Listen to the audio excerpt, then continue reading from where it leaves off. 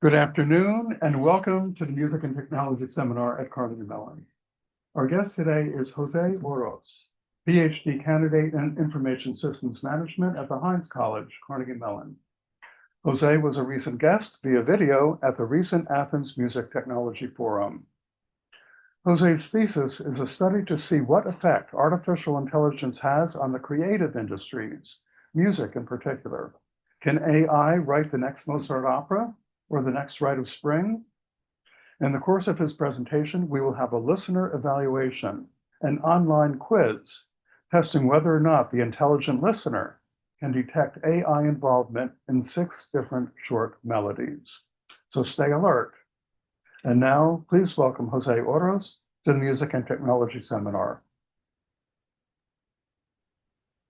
Hi, thank you so much for that introduction. And let me start by sharing my screen here. Okay. Are we good with the screen? Awesome. All right. Well, hello, everyone. Again, thanks, Ricardo, for inviting me to talk today about this research project. I'm very excited to share with this group because I think this work lies precisely at the intersection of music and technology, and would really love to hear your feedbacks and comments. So this work is titled Help That Hurts: The Creativity Cost of LLM Ideation in Music Composition. And in this work, we'll be analyzing how generative AI can actually help or not help when talking about a composition task. This is work with my advisor at Heinz, Professor Rahul Talang, and also Rich Randall from the School of Music. So let's get started. So this work is motivated by recent advances in generative AI, which is arguably the biggest disruptor in the arts and creative industries currently. I think we can agree on that. This technology, as you might know, enables the production of very sophisticated, almost human-like artworks. And in music in particular, we're already seeing major transformations and partnerships come up, as I'll discuss briefly. So I think this is especially relevant research since we think of the creation of music and art as something that's usually uniquely human. So even if these technologies are able to produce human-like art, creators might not adopt it, or consumers might not accept it to some degree. And if we survey the field, we have 2 opposing stances, or we have people in both with both opinions. So on one hand, you have creators like some of you might know Final Fantasy composer Nobuo Uematsu, who has said never use AI and probably never will, because it's more rewarding to go through the hardships of creating something myself, he says. On the other hand, you have artists like Grimes, who has embraced the use of this technology and even encouraged people to use her voice to generate new music. So you have people on both sides of the spectrum. So what is happening in the industry, in a market level? So just recently, some of the big players are starting to embrace AI to some degree.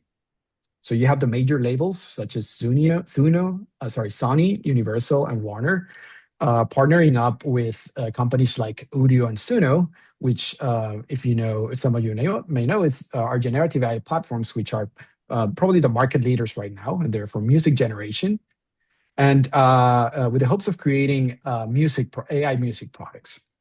I think this is an interesting development since earlier these same companies were actually suing Suno and Udio for copyright violation. Then this is a very quickly moving situation, so now they're actually partnering with them.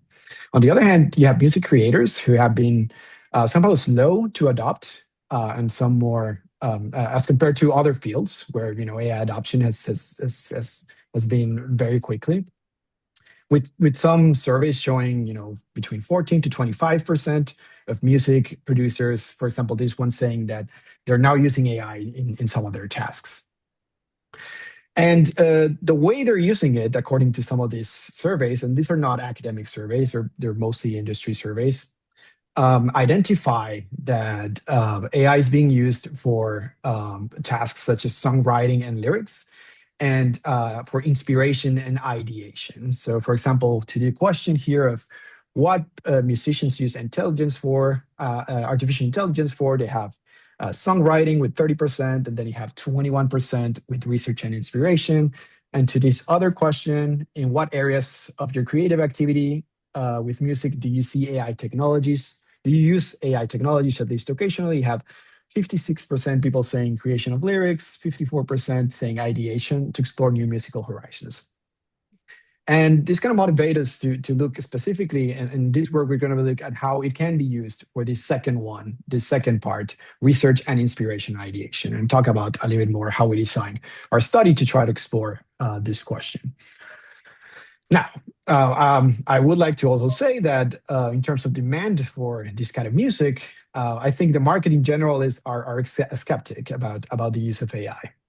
You have some surveys, for example, this one by Illuminate, saying that 45% of people reported feeling very or somewhat uncomfortable about generative AI being used to create original music.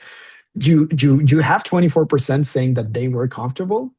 But I think, as you can see here, like, and it's across generations, so it's not driven to a particular generation. You see that roughly 40% or more of the people feel somewhat or very uncomfortable about generative AI. And furthermore, you have people saying here, 42% of respondents saying that they would become less interested if they learned that a song was actually used or actually used AI in their creation process. So, at the state of the technology right now has how it's been introduced, you see there's still some skepticism around it. Now, let's talk about research. So, existing empirical work. So there's been efforts to understand Gen AI and creativity. But what I find is it's mostly focused entirely on text-based models such as ChatGPT and text-to-image models. And despite its major impact in the field and all these developments that I've shared, the effect of generative AI in music, I think it's understudied. Something I think is relevant to mention is when we're studying this context is that and when people study AI and its impact on certain fields, a lot of people care about productivity. But I think something that's unique to the arts is that we care about productivity, but we also care about creativity and novelty as central outcomes. And therefore, this paper actually focuses on understanding how does generative AI is going to be impact creativity specifically in music. Okay. So what can we expect? Can generative AI help or hurt creativity? And before I talk a little bit more about this, I just want to be clear that in this particular study, we're not going to be looking at the output of the model specifically and comparing it like human versus an AI generated.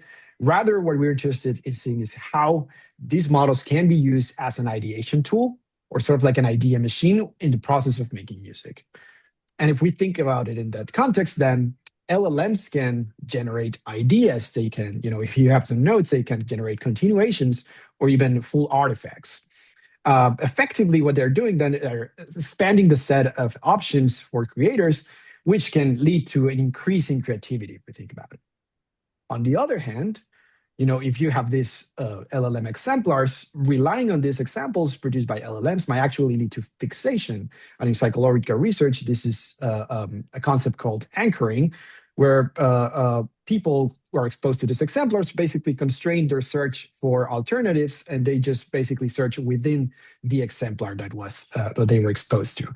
And it's been a study also in this field as a sort of fixating on what the AI system proposes a particular direction, user might fixate in that direction. And if we think about LLMs and how they work and the way the things they produce, if LLMs outputs tend to reflect central tendencies or just high probable patterns, then if you fixate on these average outputs, this then actually might decrease creativity if you use those exemplars as reference points for your creation. Now, so you have like these two opposing forces, and we're not sure, which direction it can go. Does it help? Does it hurt? Recent studies that have looked at other creative contexts have found that there are mixed results. There's some cases where it helps, some cases where it hurts. And I do want to like just mention a couple of them. So in other forms of art, for example, creative writing, there's this study where researchers ask fiction writers to create short stories, and then they randomly assign access to ChatGPT for ideation to a group of these writers. And what they find is that when you give access to AI, this causes stories to be evaluated as more creative, better written, and more enjoyable. But at the cost that the stories that get generated by the help of AI are more similar to each other than stories by humans alone. So you have this homogeneity effect in the population. This is also similar to what has been found in images and artwork, where this study by Zhu and Li shows that over time, the use of this, in this case, is a text-to-image AI. It increases productivity. It increases the likelihood that you get a like. But it does that at the cost of average content novelty. So that actually decreases over time. Now, to our knowledge, there's no causal evidence of how generative AI impacts music. So this field has been understudied in that sense. So this is actually a motivation for a study to be one of the first to look into it a little bit and try to at least start with some questions that I think will be helpful for understanding this context.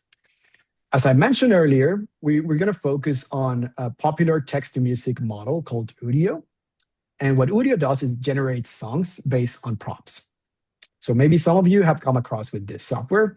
It's online. It's available. It's commercially available. So you can go into udio.com and start generating your songs.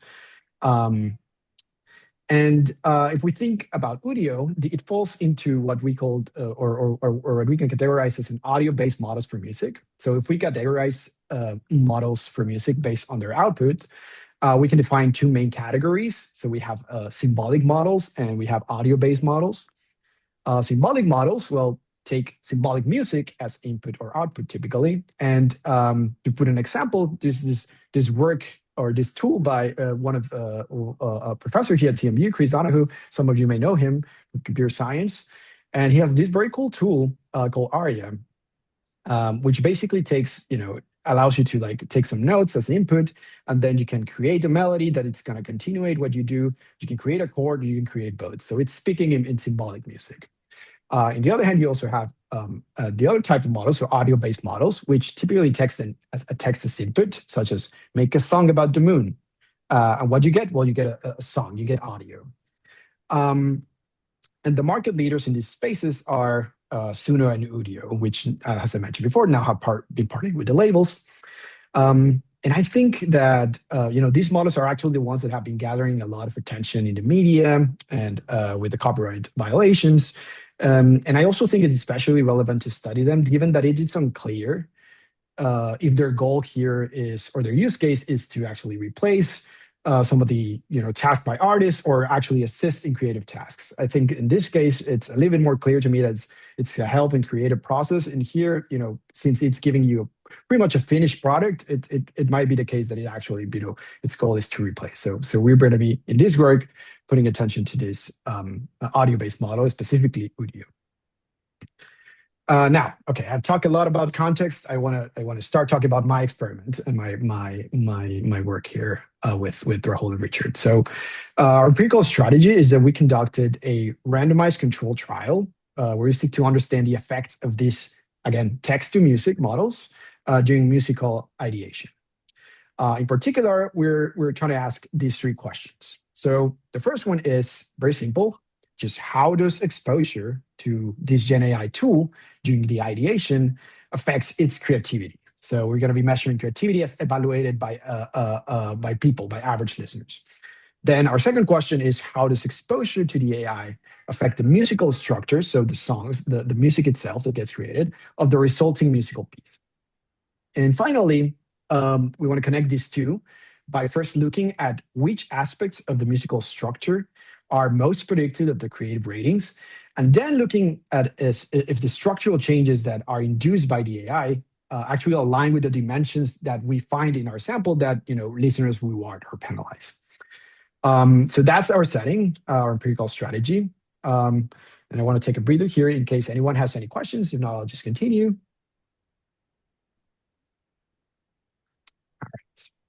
So let's move forward. Now, here are some details of how we carry out our recruitment on the RCT. This is the poster we circulated. Maybe some of you were, I don't know, I cannot see you in the screen, but some of you maybe have participated in this. I don't know, or maybe some of your friends have done. But we were recruiting people through the last couple of semesters, and we were looking for participants basically with musical training and with some familiarity with the piano. We mainly, recruited through posters at CMU, Pitt, Duquesne, and the Oakland Shadyside area. We reach out through email. We use the Carnegie Mellon University Research Participation Pool. So these are great resources if you're looking to do an experiment. And the task was done in person with 50-minute sessions where participants came to campus and to our lab to compose melodies.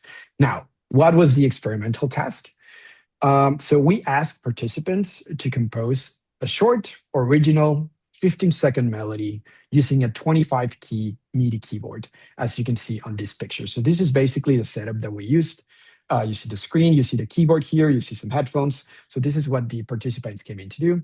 We have 140 people come in, and we assign randomly 73 of them to the treatment condition and 67 of them to the control condition.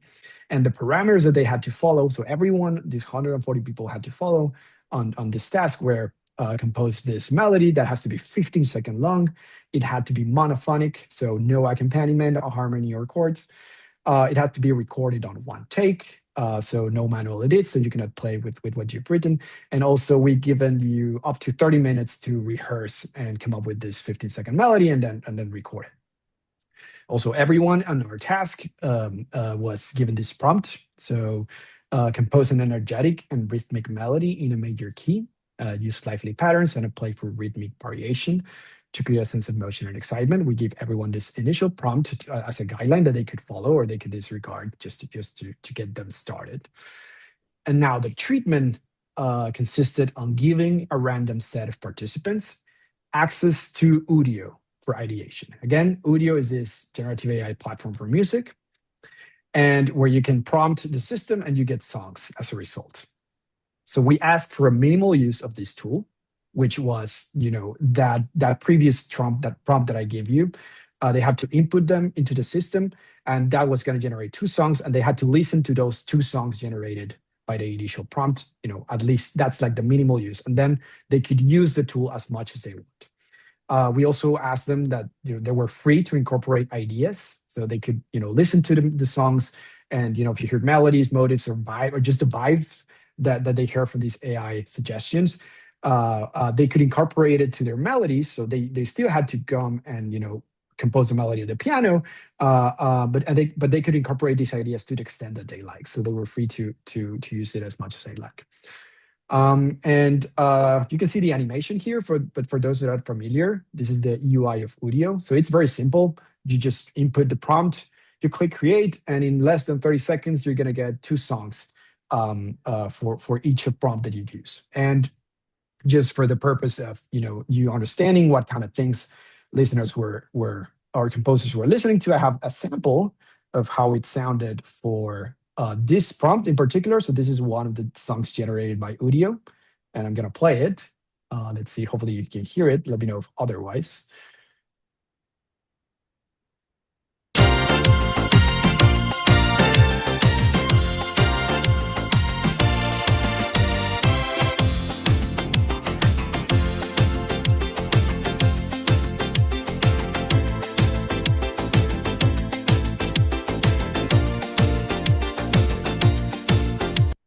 So that's one. This was generated by this prompt. And just to show you a little bit of the range of the tool. So this is another of the songs that was generated also. It's a different prompt, so it's not the starting prompt. So just for you to get an idea of the differences in what you can get out of it.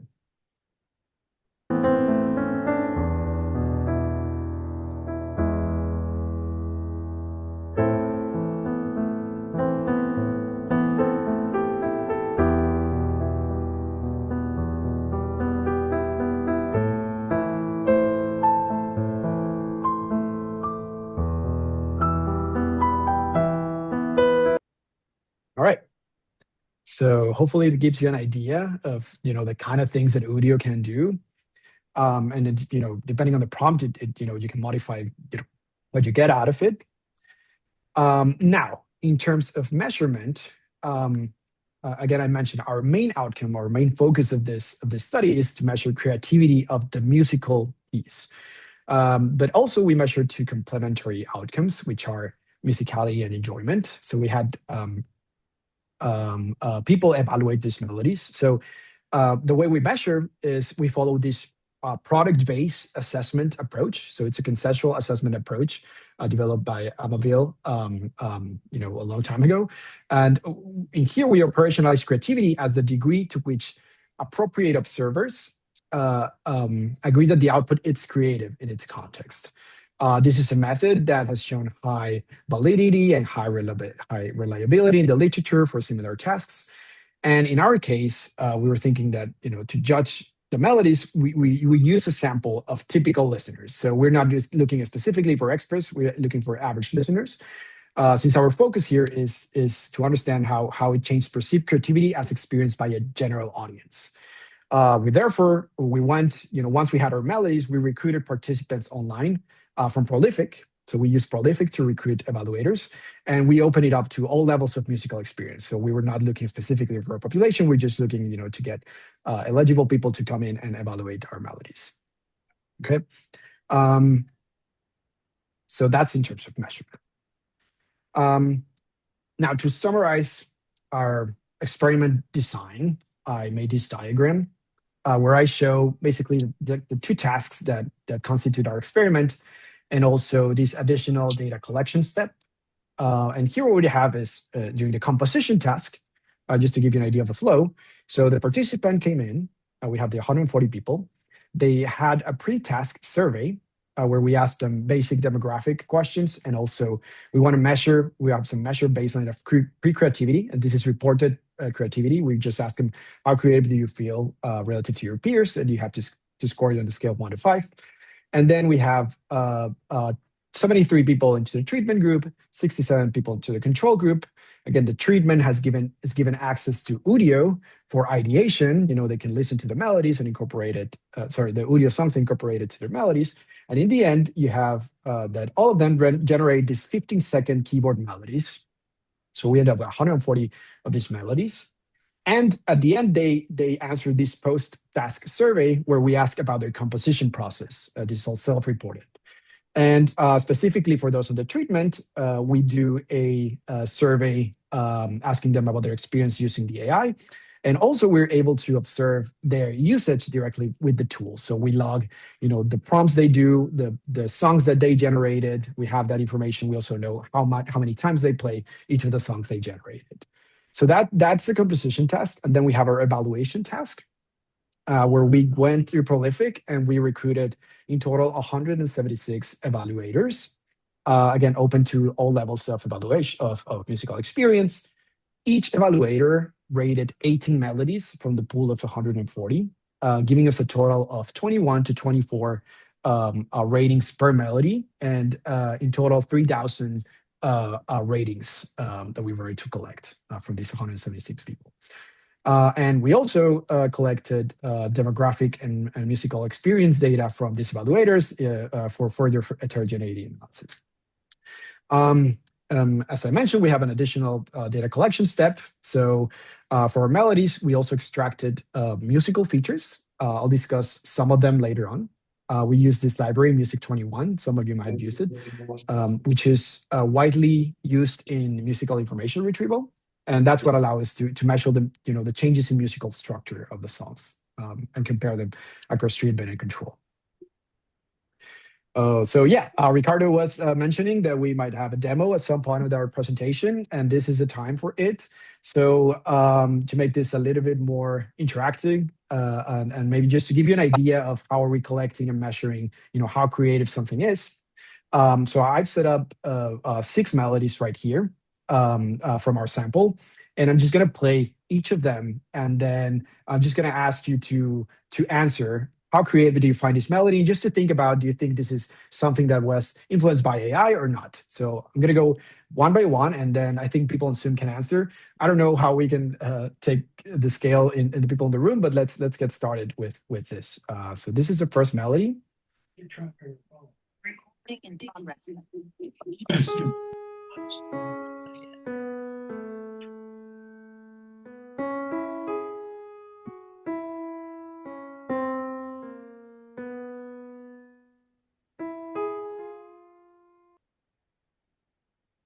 So again, this is one of the melodies that one of our participants created. And if you see it pop up, I'd like you to answer, how creative do you find this melody to be on a scale of 1 to 5?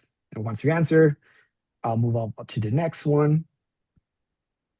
And I'll give it some seconds here.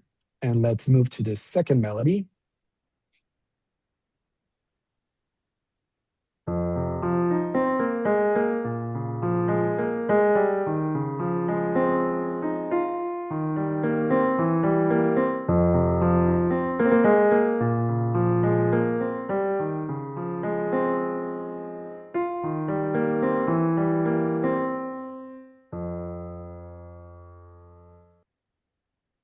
All right, so that was our second melody.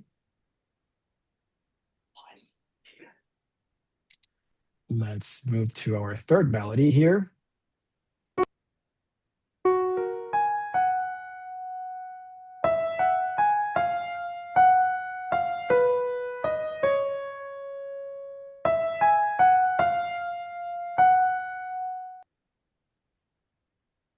That was our third melody.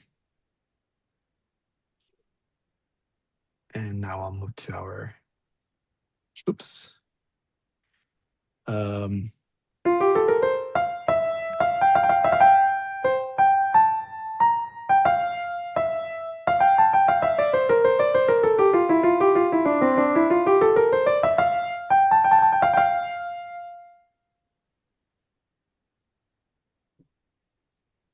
That's the fourth melody. Give a couple seconds. And let's do fifth. All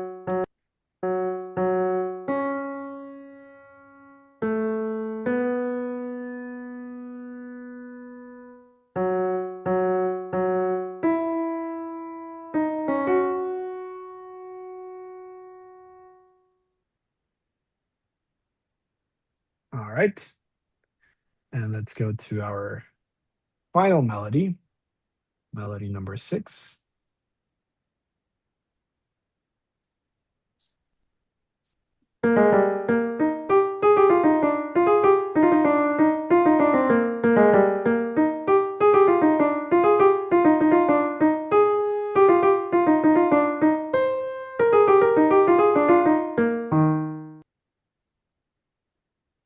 All right. So those were the 6 melodies. It might be a hard task for all of you to remember exactly which score you give to each of them. I don't know if we can see the complete results, but maybe not. But let me just show you what evaluators on our sample score this. So I actually took basically the 3 bottom, the 3 top melodies on our distribution of creativity. And I also labeled them according to if there were treatment or control melodies, meaning, again, the treatment were participants who got access to the AI. And, hopefully while you were working on this, you were trying to think of like, okay, what are the ways AI might or might not, influence this melody? And I'll later show you what patterns we find once we access larger set of evaluators. But this is basically what we got from this particular set of melodies, okay? So I don't know if that aligns with what you were thinking about it, or maybe some of them do, maybe some of them not. We do find like some nice agreement. I'll show more details on that later on. All right, so let's move forward. All right, so I'm going to just show you, let's move, just quickly, before moving to results, I want to show you some summary statistics about our composition task sample, which I haven't talked much about, which are, again, these are the participants who came in and composed the piano melodies. And here's a table summarizing the demographic characteristics. And just to highlight some of the key statistics, we have that 50%, 55% of them have 8+ years of piano training, with 66% having 8+ years of musical training on their main instrument. We got 30% of them from CMU School of Music, and since we're mainly recruiting for university, you can see 69% are 18 to 24 years old. So I would say that our sample is on the more proficient expert side of musical, or had a larger training in music than your average population, and that's part of how we're looking for them. I won't spend much time here, but this is the evaluation task participant sample, where even if so these are the people who evaluated the melodies, and even if we didn't actually search for them to have some musical training, some of them do. So 43% reported having some musical training.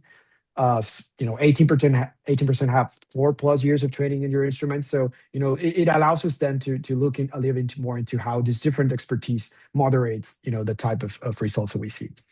Now, let's talk about task outcomes. So we have two ways of measuring. So one thing that we really care at the beginning is how much do they actually end up using the tool, and how useful or how helpful did they find it in the process when were they creating the melodies. Since we were asking them to use it to the extent that they want, right? So it's a risk of maybe they didn't use it at all. But we actually see a good pickup of the tool. So around 82% of participants in the treatment created at least one additional prompt. So remember I told you they had to have one at least, one baseline prompt. But 82% have one additional prompt, with the median being 2 prompts beyond the baseline. So the median was basically 6 tracks created that they could listen to. And 7, basically, the number of times they played these melodies was 7 times, just in average for the whole session. So it was a good adoption. So this is based on what we can observe from Udio. Now, what people self-reported about their use of Udio.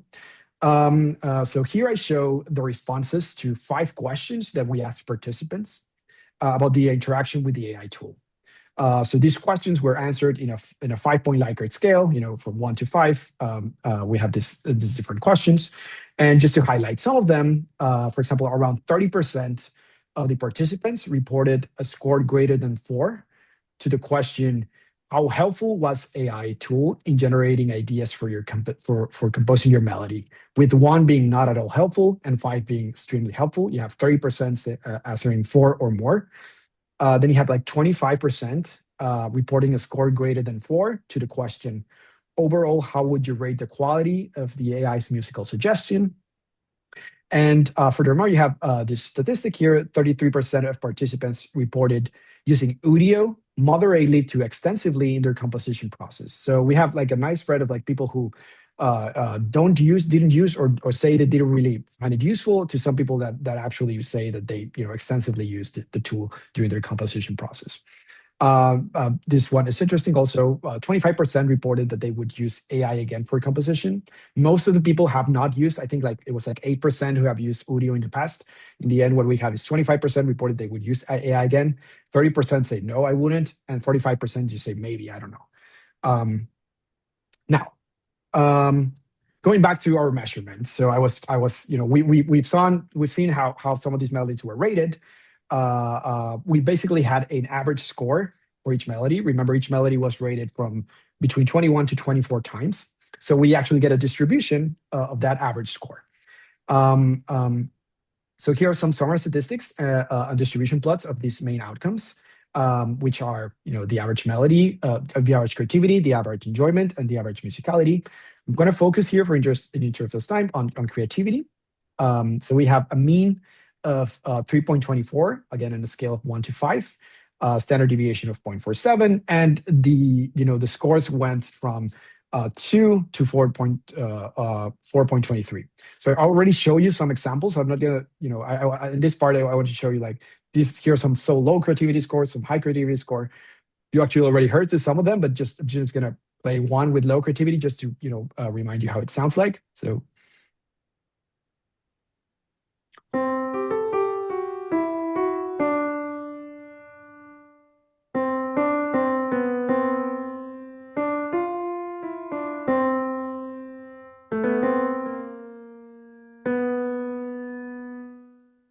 So that was scored with a average score of 2.26. This was a treatment melody.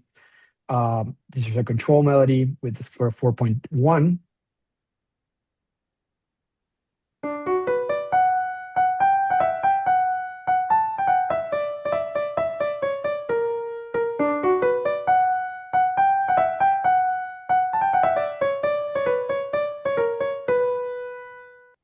So you get the idea. So we have a nice spread between what people consider to be not that creative to highly creative.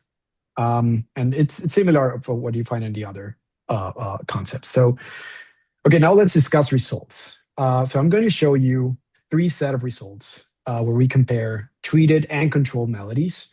And the way we compare it is first, looking at self-reported. So how people feel about their melodies, how the composers that created melodies feel about them. The second one is just looking at those evaluation scores and seeing if we find a difference in average creativity between treatment and control. And lastly, we're going to look at differences in musical characteristics. Are there certain musical patterns that melodies in the treatment versus melody in the control have that we don't find in one or the other? So let's start with self-reported of what we find with self-reported outcomes. And here, the main takeaway is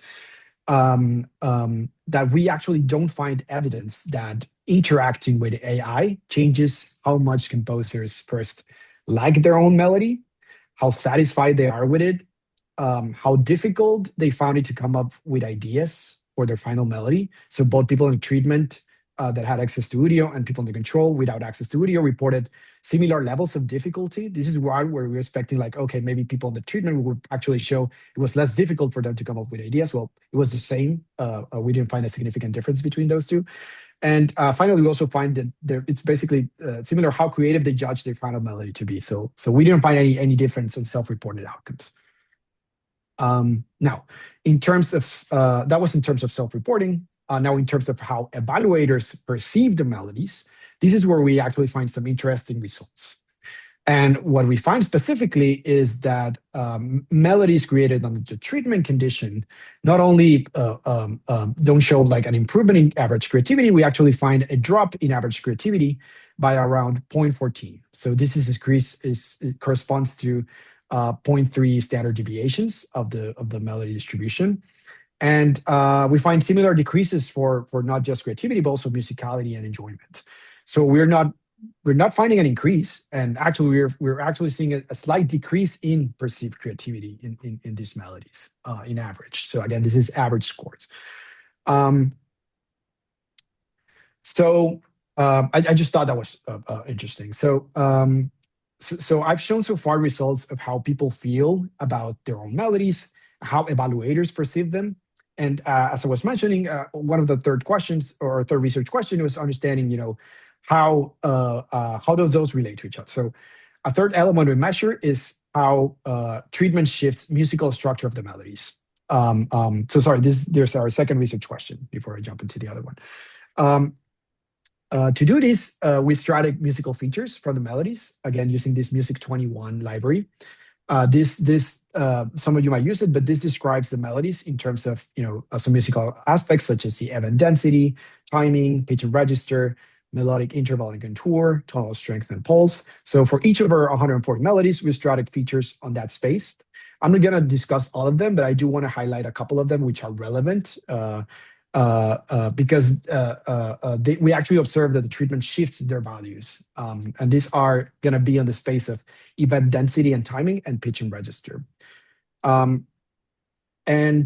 quickly, for example, we have musical features on the space of density and timing. So this is an example of one melody, this piano roll. Each of these are the notes of the melody. And what we are able to measure from these melodies is very simple things, such as the note count, so the total number of notes on the melody, the note duration, so the length of the note here. This is in seconds, and we get an average for the whole melody. And other one, onset interval, which is the time between the start of one note and the start of the next one. We computed for each of these pairs, and then we get an average for the whole melody. So these are features. We have a little bit more, but these are some of the more interesting ones in the space of density and timing. We also have in the space of pitch and register. For example, the MIDI pitch, which is this number right here that we assign that it's assigned for each note. And we just tells you, you probably already know, but it just refers to how high or how low an individual note sounds. And then we can also get with those pitches, we can get a range of, in this case, semitones, which is the max pitch minus the min pitch, which in this case is going to be 19. So it gives us a sense of the how much of the range are they actually using on their melodies.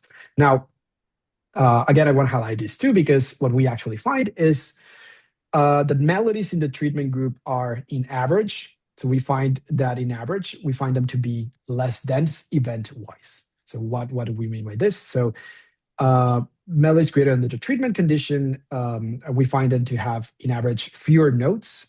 They also have higher average note duration. So the average duration of the notes was longer. Higher average inter-onset interval. So the melodies were a little bit more, the notes within the melodies were a little bit more space between each other, and also slightly narrower pitch.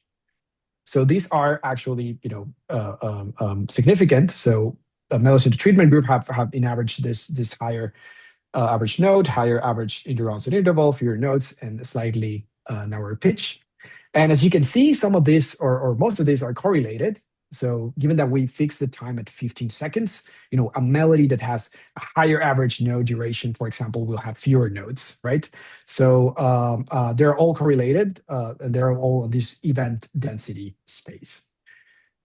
And okay, so just to recap. So we observed this slight decline in average creativity. We observed the musical structural shifts on the melodies on these features. Now, to understand how these are related and what listeners consider to be creative, we explore quickly the correlation between the ratings and the musical features. So we want to see how listeners in our sample are rating these melodies and what features are they considering less or more creative.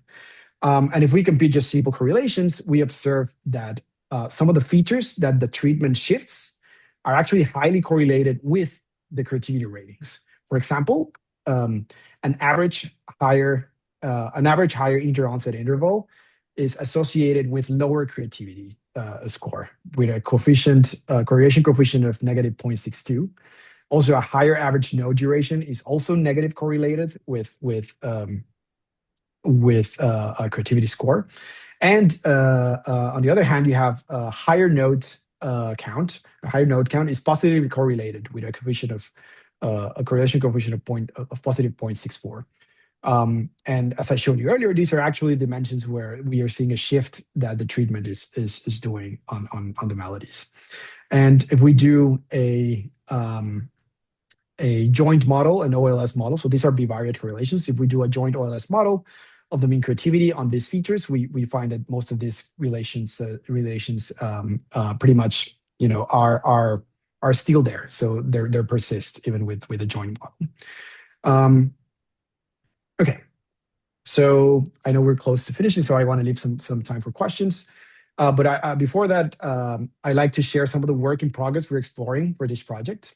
And the first one is something I was alluding to, is the first one is looking at heterogeneity in both composers and evaluators based on their expertise.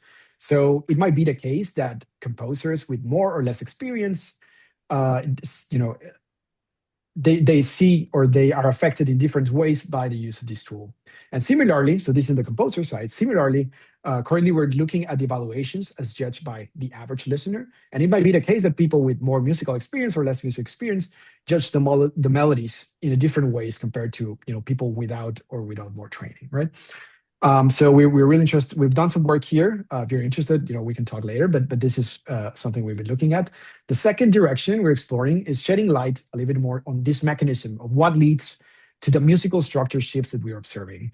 So before I mentioned, the concept of fixation, we want to explore, for example, if a stronger similarity between the melody that Udio produced and the melody that the composer produced, if they look more alike than others, does that actually moderate the creativity rating? And that would give us an indication, if there's a fixation going on, and in which ways that moderates the effect. And just similarly, we want to understand, for example, in Udio, so we have the Udio outputs, and we can look at the musical features, not of the melodies, but of the audio output, and ask if they tend to generate, for example, more generic or high probable music patterns, as some of our actually participants alluded to, that they say some of this music sounds repetitive, some is music, it's nice, you get a range, but also it tends to be go towards certain musical patterns that they detected. And just finally, we're interested in exploring this idea of homogeneity in AI. And again, at a population level, this might lead, if everyone's using this tool, does this lead to melodies that look more alike between each other? So we can compare basically how similar the melodies in the treatment group are compared to the melodies in the control group, and see if this is similar to what it's observed in other contexts. So, here's a quick recap, but I do want to stop here in case anyone has questions, anyone has comments. We'd love to hear about anything that you have to say. And this is where I'll stop, and I'll open the floor. So thank you for listening. I see a hands up here. Yeah, a couple of hands up. I'm not sure in which order was this, so let's start with Patrick, maybe. All right. Hi, Jose. How are you? Hi, good to see you. Good to see you. Really great work. I just want to start by saying like how much work it was to put this off, because if I think about creativity as a concept, it would be such an abstract thing to put into like a rigorous study. So congrats for that. But yeah, I just wanted to comment on how much I disagreed with the evaluators' ratings of creativity, as well as the 6 clips that you showed us. Because from what I was hearing, like the ones that the evaluators rated really highly, like 4 point something, was melodies that were like quite standard if we were to put into like, let's say, classical music context or baroque. Like I felt like they were like standard melodies, whereas like some of the other melodies which had, more non-standard rhythmic features or like chromaticism and stuff like that actually received much lower ratings. So I don't know if you had any thoughts on that. No, that's a great point. And I think, with measuring creativity, you always run into this issue of like it's subjective to some extent. So, the way people have tried to address it is by doing these consensual assessment techniques. And I think, to your point, something that we want to explore further is, okay, I assume you have a more sophisticated musical training than the average prolific listener. So one thing that we want to actually look at is, once we look at, your expertise, are your ratings of these melodies also, being affected by that? And how does then, treated and control melodies actually, what are the scores? How do they look like once we, look at how much expertise the evaluator has? So yeah, we're actively looking at that to see if, the expertise of the person who hears this music. So you mentioned a lot of technical terms that, your average listener might not know. But that's something that we're interested in looking at. The focus of this first, tab was, okay, how does the average population? Because, in the end, this tool might be roll out to the average, the average consumer is also going to experience this music. So we also care about how they experience it. But to your point, yeah, we want to look at, how that expertise moderates these ratings. Absolutely. Yeah. Oh, hi, Jose. I have a question. First of all, great work. I really enjoyed listening to the presentation. And I was thinking along the same lines as Patrick, because I was evaluating more initially based on musical phrasing and whether it structurally is like enjoying. So I'm just wondering if it's better to have a more detailed description of phrasing of questions. So instead of using creativity, maybe it can be on other lines, like if it's good musically structured or if it's unique in its genre, something like that.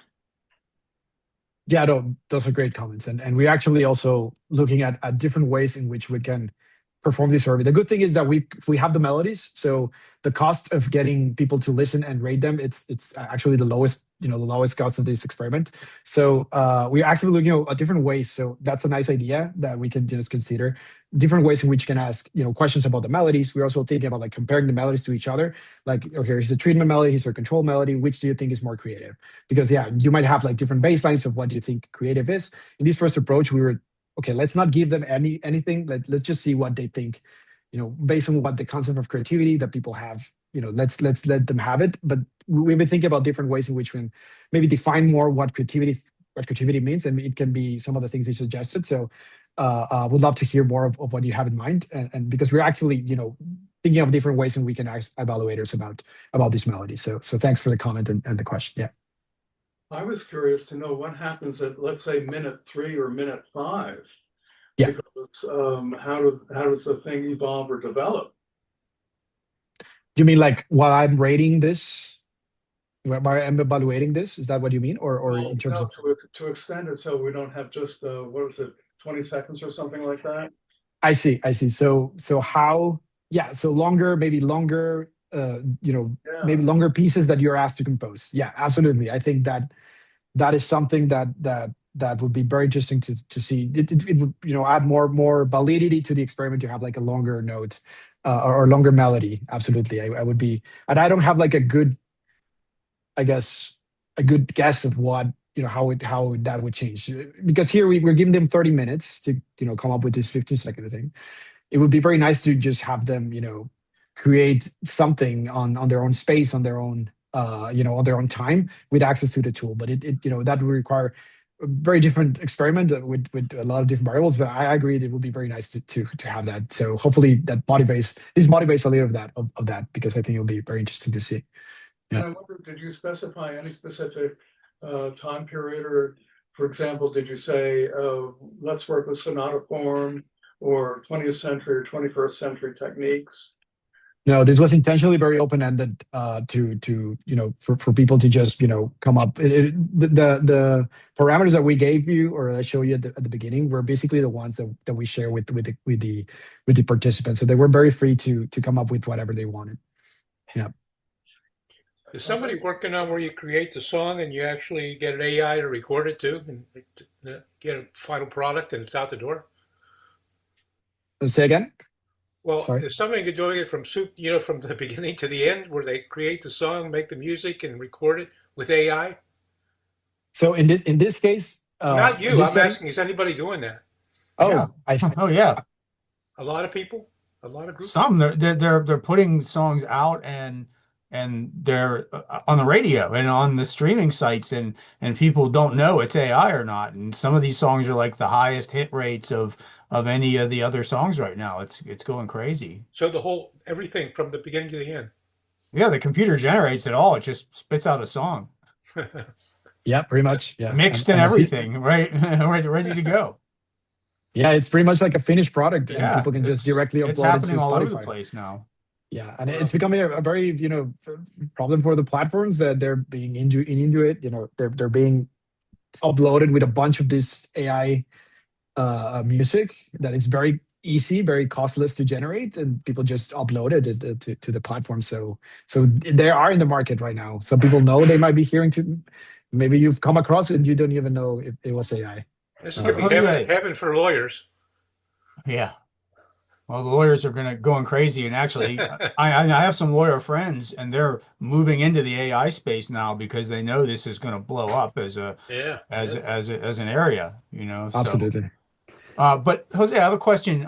So, on the subject of creativity in general, right? Did you? Yeah. I'm sure lots of studies have been done on creativity in the past, not toward AI, but just on creativity. And I'm curious how your results on the way your group of people rated creativity, how that compares to what maybe some of the work that's been done in general on this, because creativity is such a huge space. I mean, there could be so many things that go into it culturally, the way people think about creativity. If your group of people are really varied, it could really be all over the place, right?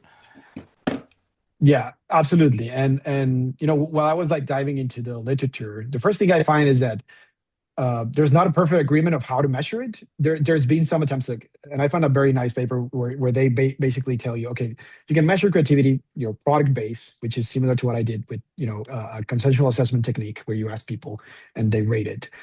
They also done like some of the most, I think standard studies that have been out there is just evaluating, some of these tasks. I forgot the name of this task, but they ask like, okay, what are the different uses that you can have for like this hammer, and you have to come up with ideas to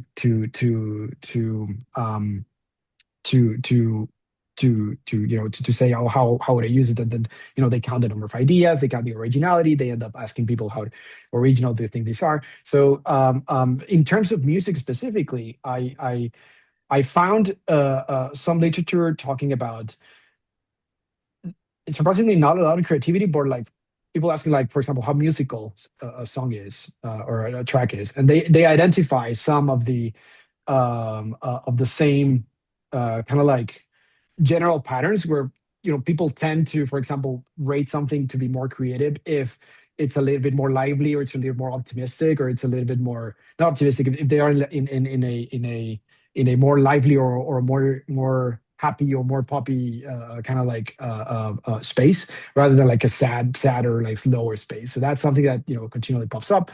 Then there's also like if one thing that I found is that if the melody is longer, people tend to rate it more creative, just a function of the time.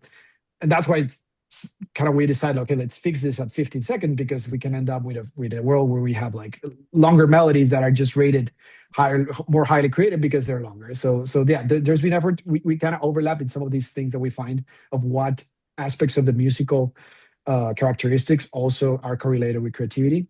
But yeah, as you say, we were still diving a lot in this literature, trying to get. So what if you took those same melodies and you Yeah. presented them to all the test subjects on a cello instead of a piano, or on a, like maybe those slower ones, people would think of them more creative because the instrument itself lends itself to more legato type playing and things like that. And maybe those things would act more than a piano that's hitting a hammer, or another instrument. I mean, who knows? It might be subjective based on the sound sources they're hearing too.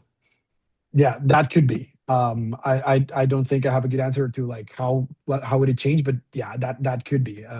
What I find is that most of the features, at least on this space, when we're looking at what drives the creativity ratings, or how the treatment shifts some of these features, we're all in this event, as you say, like event density space. So how spaced the notes are, kind of like how fast or how busy the melodies are.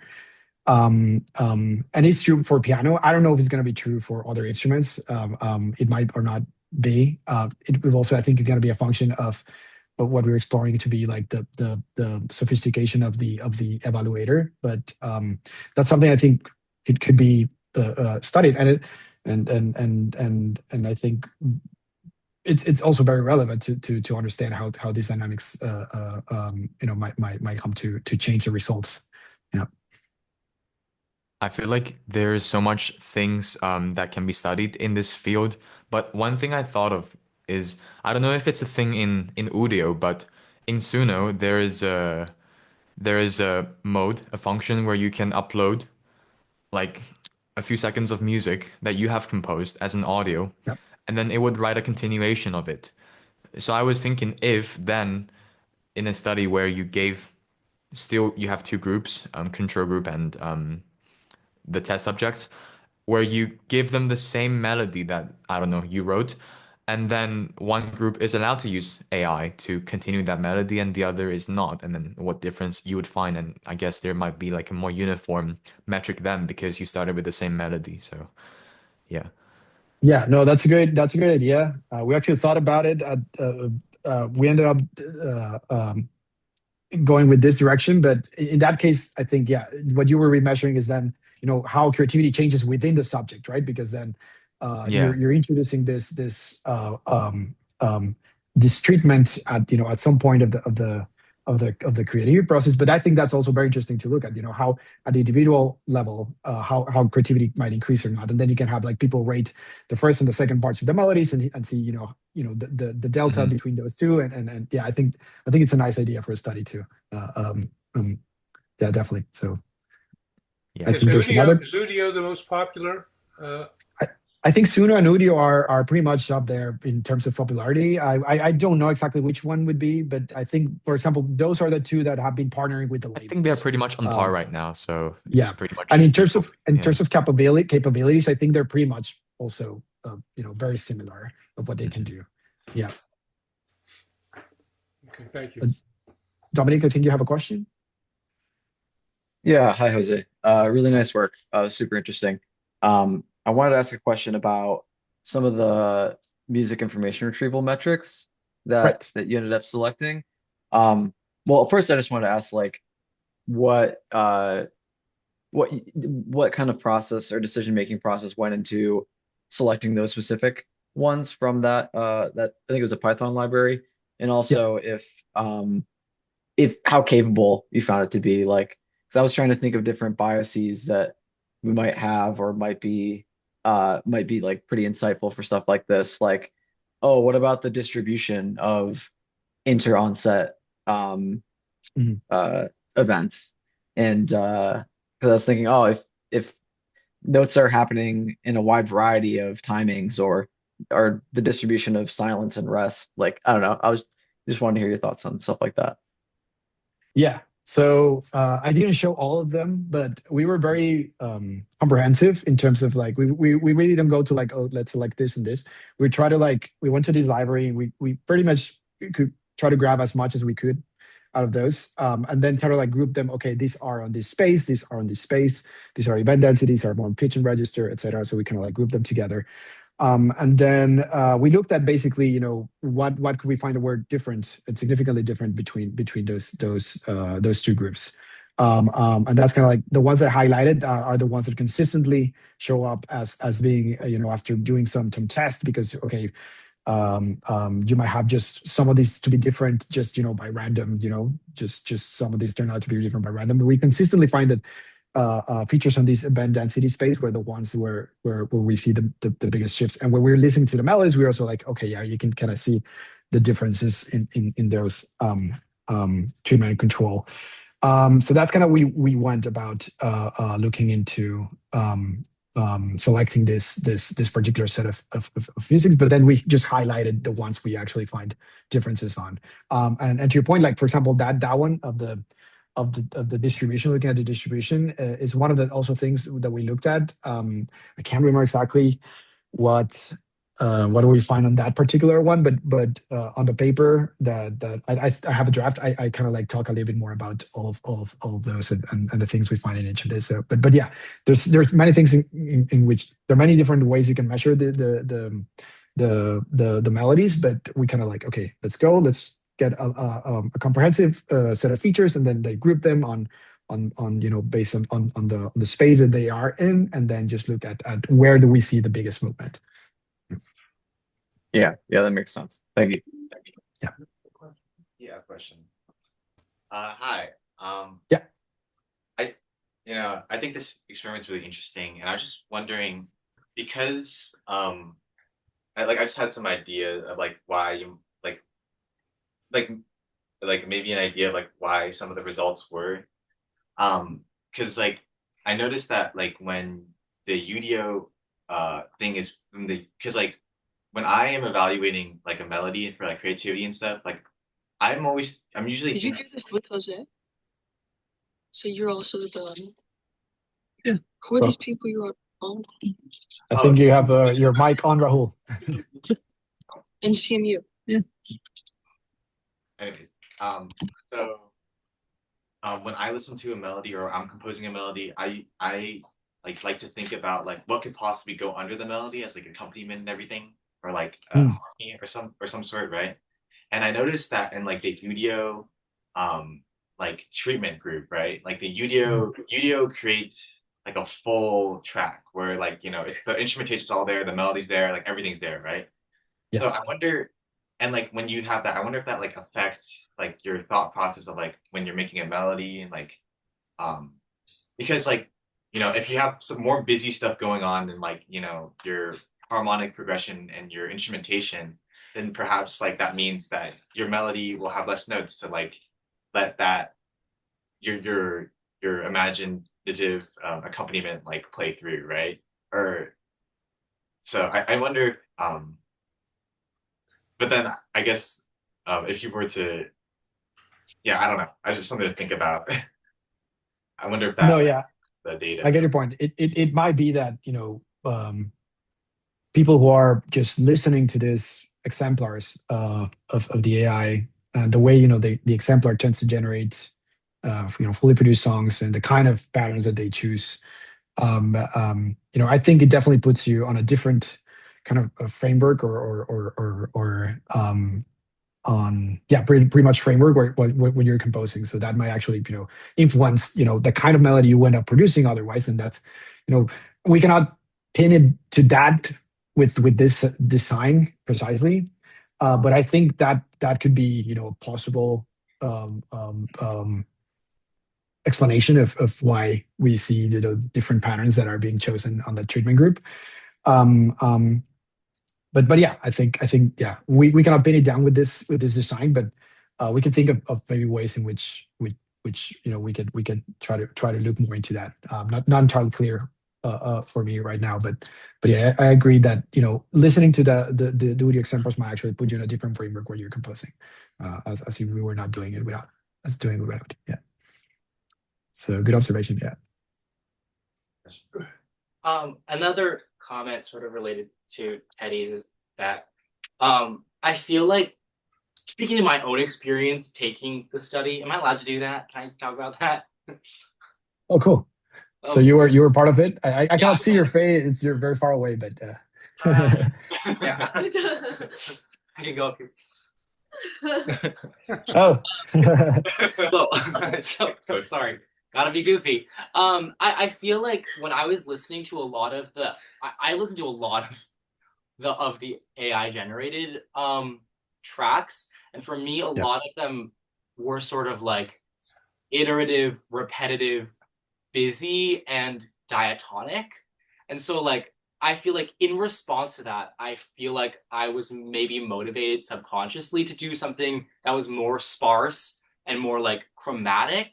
That was Mm. like something that AI, like, quote unquote, couldn't do.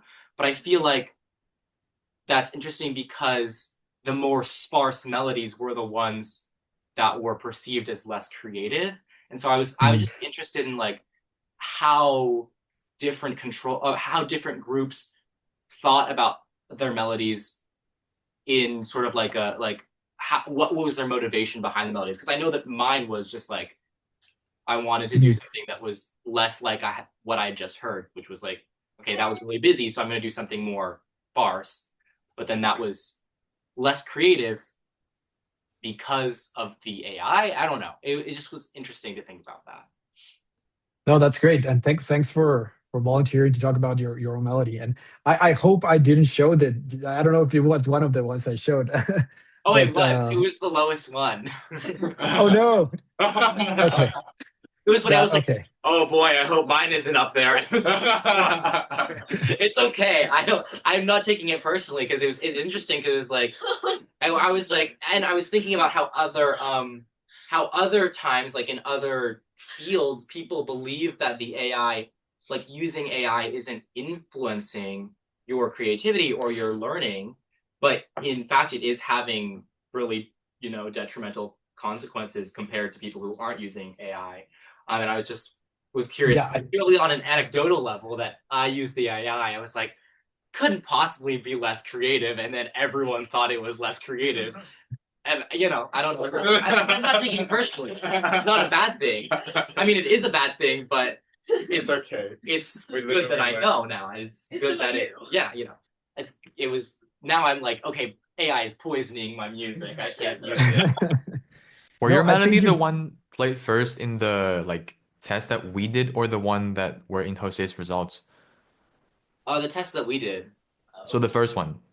Yeah, the first one. Oh, I gave you like a high rating for that. So But then it was rated by all of the prolific people as like yeah, I two. And I guess. was like, okay, I'm also like I'm so like I feel totally completely fine about it. I just thought it was funny. So yeah.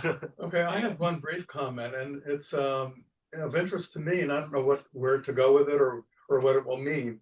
But I recently came across a little online tutorial by a Pittsburgh composer named Mark Fromm, who just by accident was my summer intern like 20 years ago. And what he said was that melody, really, the creation part of a melody isn't from the melody itself. It starts with harmony. And you have a harmony and you're going to make a melody to go with that harmony. So I'm just curious to know if you started with a harmony that everyone had and said, okay, make a melody out of, on top of this harmony. It could be extended or just, the same rhythm or whatever.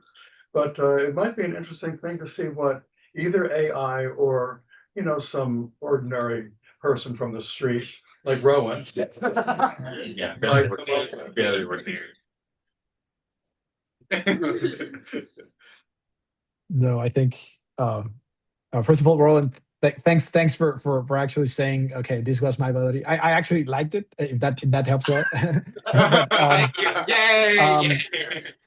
and I think Patrick agrees with me. But to your point, I think in those ways, I think you raised a very interesting dynamic where you were trying, I guess, in a way, maybe not consciously try to like not be influenced by it, and you kind of like in a way, okay, you ended up being influenced because you were trying to avoid what the AI was giving you, and that's kind of like, oh, that's something we would expect people maybe to work around AI, or like, oh, I don't want this to sound when they're producing music or they're writing music. I don't want this to sound like AI. I know I'm doing it for my writing. Like when I'm writing Amos or when I'm writing like text, I'm very conscious. Like I don't want to like I'm not gonna use an M dash never again. Like I don't want this to read as AI. So we're actually like making decisions that to try to like I guess give a signal of authenticity or just more creativity in this case. Like might play differently when we are actually asking people to look at them and read them. So I think you raised a very interesting dynamic, and also. This also might be a function of just who we are asking, right? Like, these people might have rated this lower, but as Patrick was saying, like, if and this is something we're actually looking at is like if we consider expertise, how does that change the results that we're seeing? And then I think also Ricardo, you brought a very nice point of how of a different experiment design. So there's so nice ideas here of like maybe controlling for this harmony at the end, and then seeing how people can build up on top of that. I think that's also a very neat way of thinking of like co-creation in a way of like, okay, you start with this and then you have AI put a layer into it, and you have a human putting a layer into it, and then compare how things differ. So yeah, I think that I don't know. I start to think about some other ideas for experiments to run with this. So appreciate really all your comments on this. Okay, Jose. And Thomas, yeah, I agree with what you say. All the people cheating with AI are being trained to turn into something that's been altered on purpose. Yeah. Okay. Any other questions that need to be answered, or can we call it a day for Jose? Thank you so much for doing this. Thank you, Jose. Thanks, Jose. Really interesting. Liked it. Thank you so much for all your comments. And very happy to, if anyone, is interested, feel free to reach out to me. Happy to talk, about this and any ideas you might have. So thanks, Ricardo, for inviting me, and thanks everyone. Yeah, I think we're just at the beginning of this stuff. I mean, even the AI is going to change too. So it's going to make us do all these experiments again, I think. Yeah. Thank you very much. Bye.